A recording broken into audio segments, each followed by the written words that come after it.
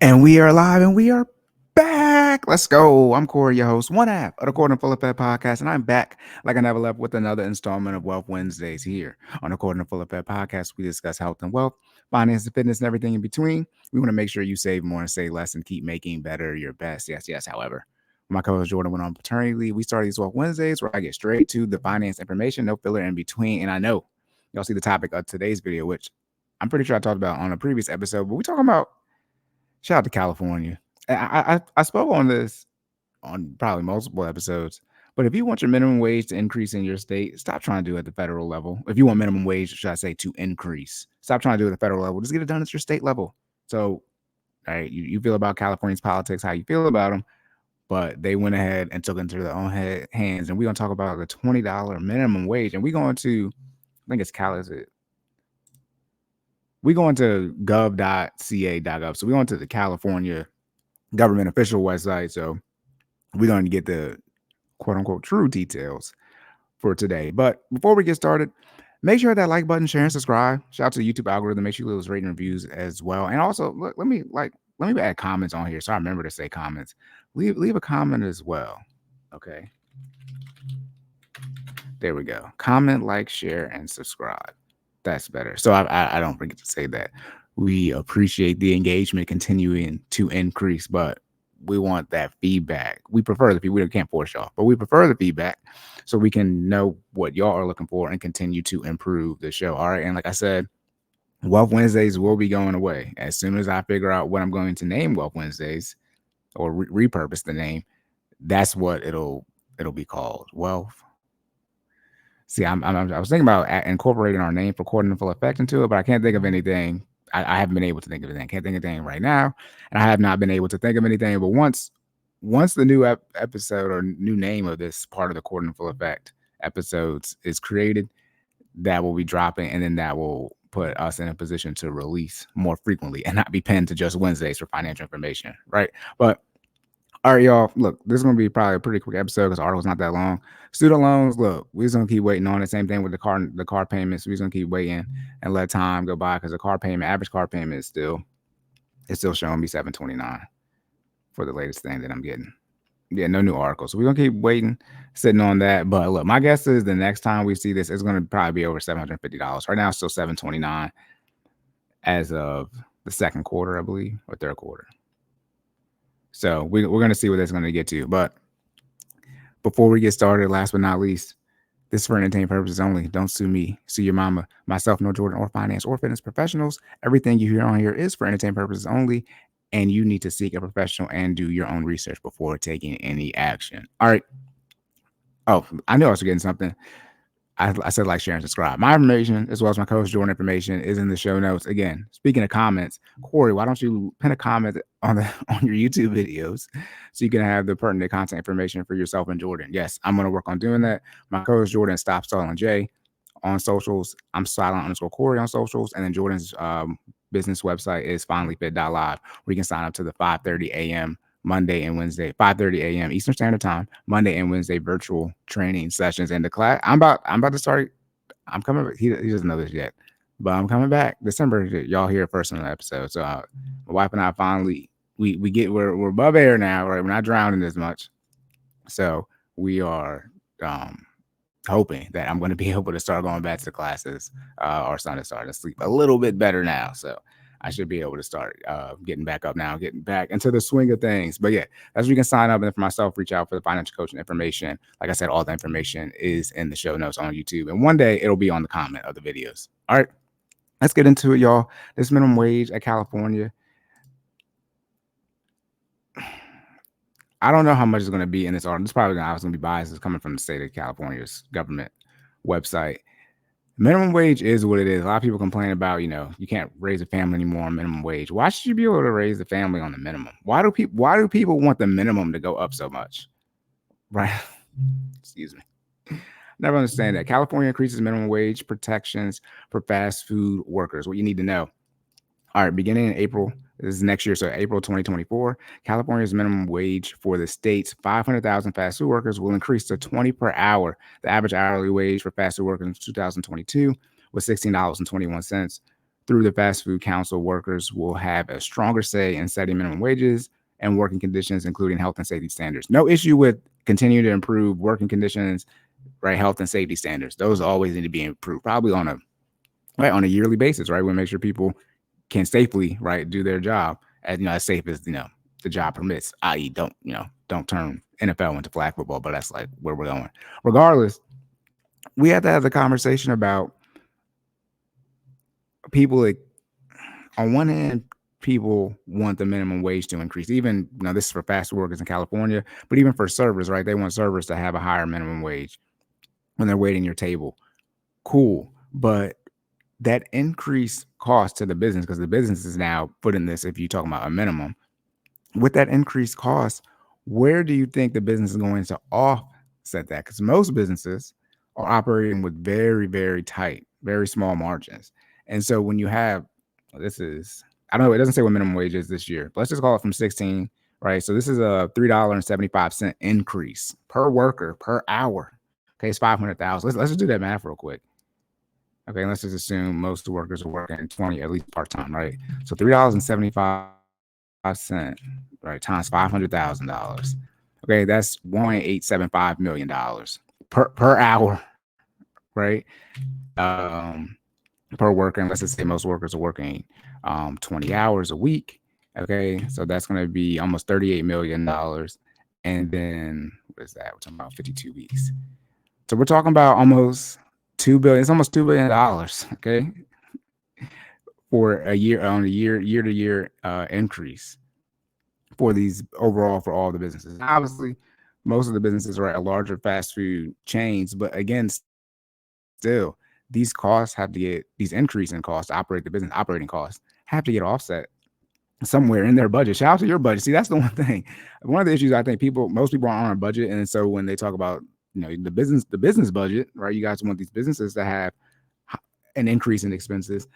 If they don't have an offset that as far as a rise in income, they have to cut expenses somewhere. So they might cut, let's say they're gonna $20 minimum wage for their workers, but they're gonna have less workers to offset that, right?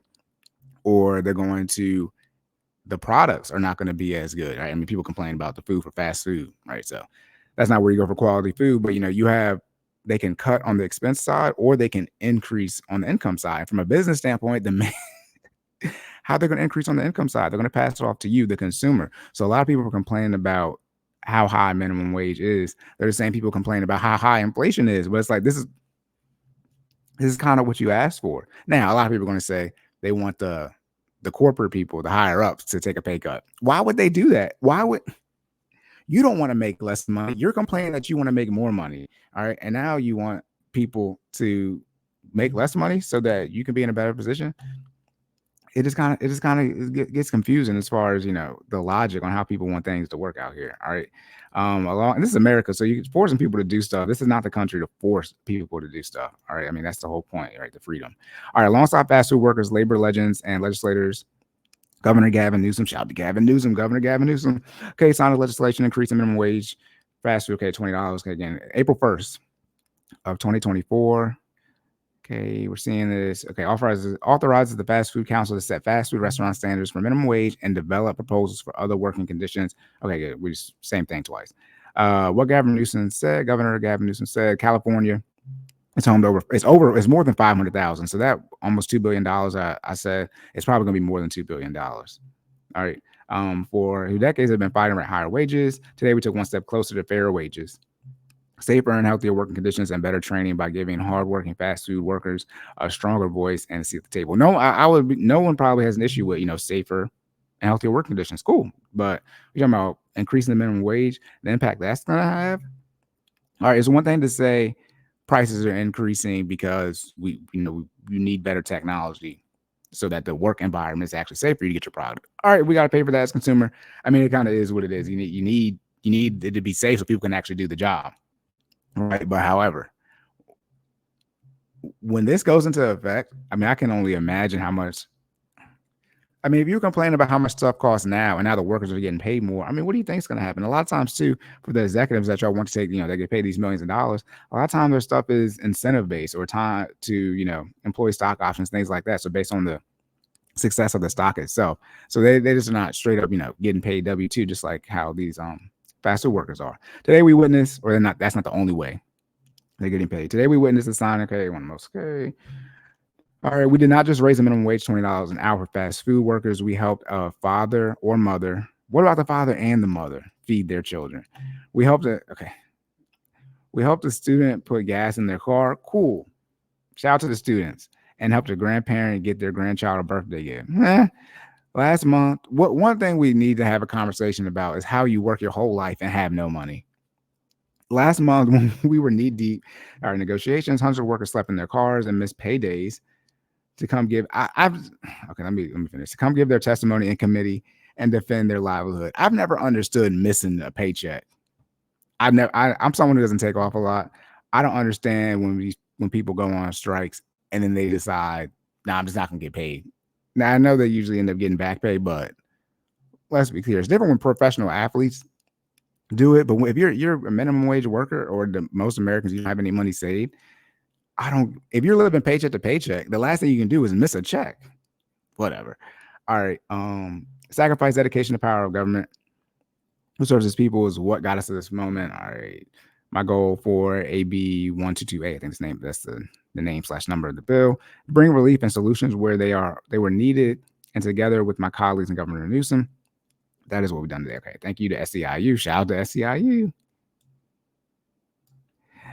A lot of people don't. Let me go to my LinkedIn real quick. People are like, why are you going to delete your LinkedIn, Cory? Because I got to see something real quick, y'all. Okay, that's linked.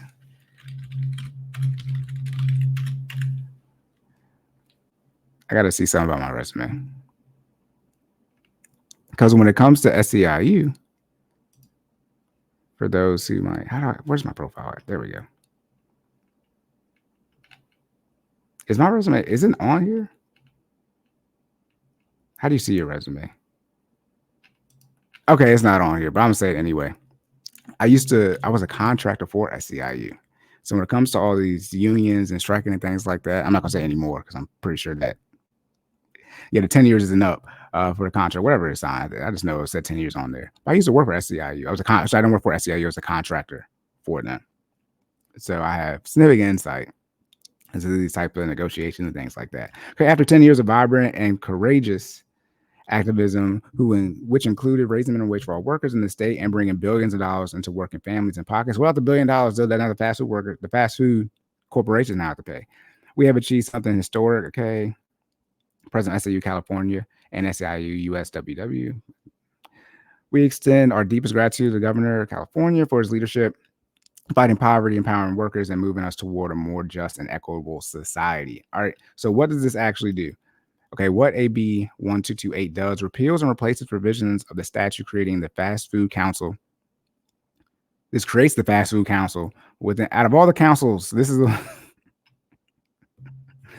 within the Department of Industrial Relations, creating a process to develop minimum fast food restaurant employment standards. No issue with standards when we talk about wages. Again, as I've been saying, right, beating a dead horse. Related to wages, working conditions, and training. Upon how much training do you need for? Never mind. For fast food, upon the withdrawal of the AB 257 referendum, establishes a minimum wage of $20 per hour for fast food workers beginning April 1st next year, and allows the council allows the council to increase this wage annually. Oh my God, I haven't been to California since I was very, very small. Since I was a baby.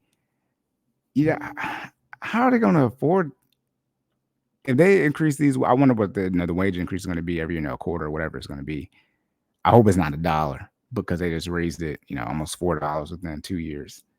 My goodness. Annual wage increase is capped at the lesser of 3.5% or the annual increase in the US CPI for urban wage earners and clerical workers. Okay, so it's at the lesser, so it's not going to be no more of 3.5%. So that means at 20, so pretty much the lesser, but it's going to be no more than 3.5%. Jesus. 3.5% is 27. It's almost $1. Am I doing that right? Yeah, because 3% would be 18. Jesus. Oh my goodness. Good luck to people. 3% is 18, 3% is 6. It would be 60. That's crazy. That'd be $6. So it'd be 60 cents. 30% would be $6. So yeah, 70 cents. That's crazy. Allows council to develop and propose other labor, health, and safety standards. Okay, for rulemaking by the public. Okay, no issue with that. Ensures consistency for statewide industry wage by stating only the council may set wages for fast food workers until. Okay, how is this count? See, now we talk about the midterm elections or your local elections. How is this count now? How are people getting elected to this council? How are people getting? Because they just created this council. They just created it with this. This is till 2029. So we're talking about 5 years, 6 years from 2024 to 2029. The council and its authority sunset January 1st, 2029. Whatever. Minimum wage in California by when we get to 2030, it's gonna mess around. I'm trying to cuss. It's gonna mess around and be damn near $30. It's not gonna be $30. Well, actually, we do 70 cents at least. 70 times 5. That's $3.50. It's gonna be close to $25 by the time we get to 2030 for fast food workers. That's gonna be insane. Again, the simple math: $25 an hour is $50,000 a year. In short, right? So $20 an hour is $40,000 a year. That's crazy. It's different. This is like for managers, but this is for what I was at Burger King. Just if you tell me I can make $20,000 a year when I was a senior in high school, I'd take that, right? It's time to get to work, but I wasn't working at Burger King forever. I only worked there for a handful of months until I went to college, and then I got a better job.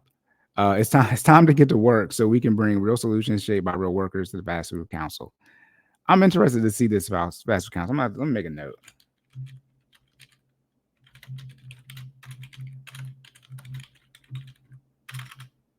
I'm interested to see like that Fast Food Council. I'll do some research on this and maybe bring it up and see exactly, what that is. All right, this is the end. Today's victory, right, just the beginning. Said Ingrid Vilo Rio, a California fast food worker and the leader in the fight for 15. They got more than 15. They got $20. From day one, our movement, we have demanded a seat at the table so we could improve our pay and working conditions. This moment was built by every fast food worker, both here in California and across the country. So that means I was part of this movement who has bravely gone on strike. I didn't go on strike, exposed the issues in our industry. I didn't do that, and made bold demands. Okay, I didn't do none of this.